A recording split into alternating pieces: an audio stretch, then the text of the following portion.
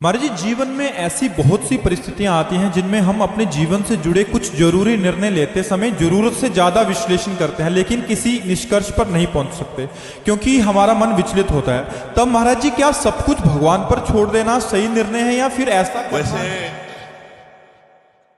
देखो, देवराज इंद्र हैं, लेकिन विशेष सलाह के लिए बृहस्पति भगवान गुरु रूप में विराजमान है।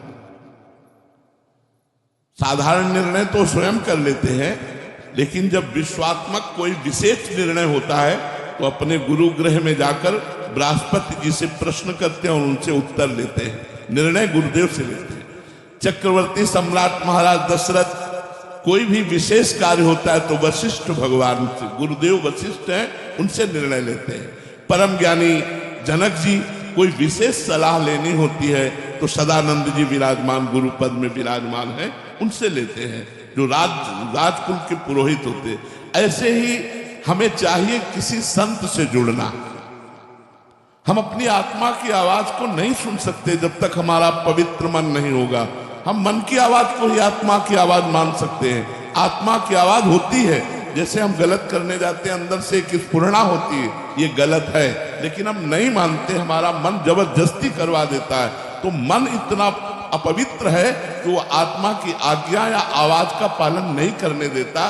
तो हमें चाहिए, हमारे जीवन में एक संत होना चाहिए।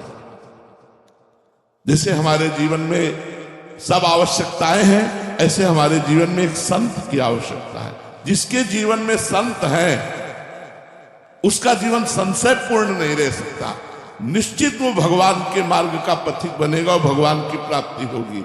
तो हमें लगता है सही निर्णय प्राप्त करने के लिए हमें सत्संग करना चाहिए। सत्संग से विवेक प्राप्त होता है और विवेक से सही निर्णय होता है। तो सत्संगी सही निर्णय करने वाला बन सकता है। तो शास्त्र स्वाध्याय करने में हमारी उतनी मति नहीं लगेगी जितनी मति हमें सत्संग सुनने में लगेगी। अब हमने दसियों शास्त्रों की बातें 5 मिनट में बोल दी। जो आप पूरे शास्त्र 10 पढ़ते तब समझते, वो हम 5 मिनट में बोल दिया। आप उसे पकड़ लो, अपने जीवन का कल्याण करो। तो जहां आपको संशय हो उसकी निवृत्ति के लिए किसी संत के सामने अपनी बात पेश करनी चाहिए और उनकी आज्ञा से फिर करना चाहिए। आज्ञा मांग करके बड़े बड़े नृपति जन गुरुजनों की आज्ञा मांग करके ही कार्य करते थे। इसीलिए ऊपर त्रिभुवनपति इंद्र से लेकर नीचे तक गुरु विराजमान रहते थे। तो हमें लगता है हर एक व्यक्ति को गुरुदेव का आश्रय लेना चाहिए और अपने जीवन की संशयपूर्ण वृत्तियों का निर्णय उनके चरणों में रख करके सुलझाना चाहिए। महाराज जी, क्या कोई और भी उपाय है? क्योंकि जैसे आप ही गुरुजन हैं, आप विरक्त वेश में हैं और आपसे मिलना सहज नहीं है, तो कोई ऐसा उपाय है कि जिससे घर गृहस्थी वाले की बहुत सारे निर्णय होते हैं ऐसे, उसमें अपने अंतरात्मा से ही वो, अगर हमें लगता है एकांतिक सुनो तो घर बैठे उत्तर मिल जाएगा, नहीं मिल जाएगा।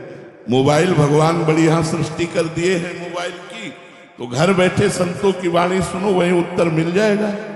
अब इतने एकांतिक हैं, अगर सब एकांतिक सुने हो तो लगभग आपके प्रश्न खत्म हो जाएंगे।